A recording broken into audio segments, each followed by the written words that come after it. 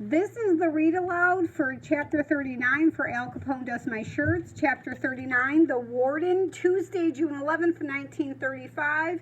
This last week, things have been better at my house. Natalie's back at Miss Kelly's. My mother is teaching piano lessons again, and she and my father are beginning to discuss what they will do next. And every day I wonder if we'll be going back to Santa Monica. It seems so long ago that we lived there now, and I'm not even sure I want to anymore.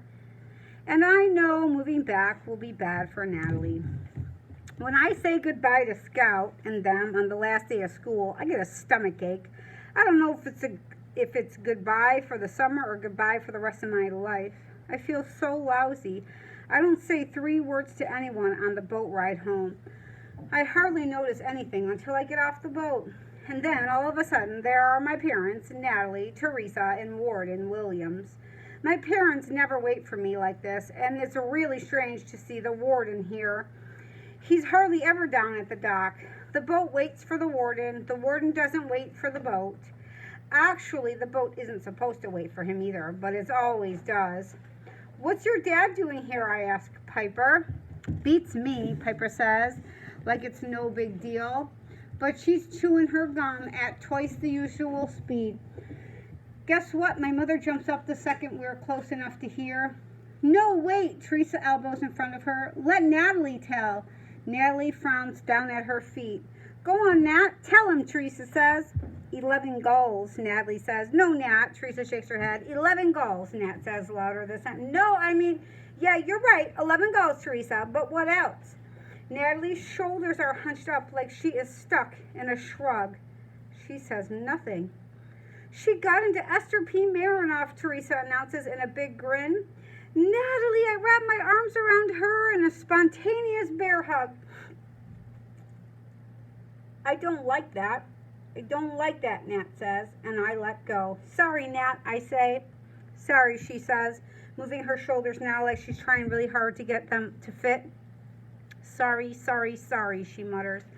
"Mr. Purdy called," my dad explains. "He's decided to open another branch of the Esther P. Marinoff for older children, and he wants Natalie to be the first student."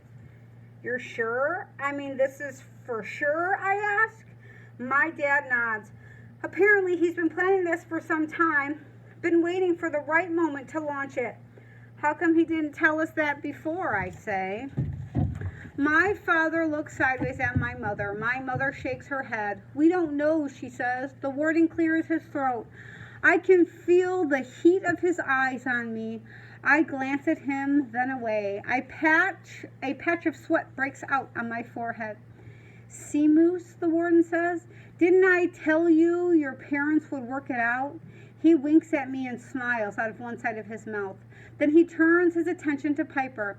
"Sweetheart, just wanted to tell you how proud I am of your grades. Straight A's again." He waves her report card in the air like he wants us all to see.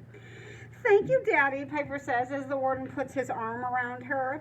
I watch them walk up the hill. When they are out of the earshot, I ask my dad, "Just all of a sudden like that?" My dad nods. He chews on his bottom lip. "You know anything about this, Moose?" he asks. "No," I answer, almost as if before I get the question out.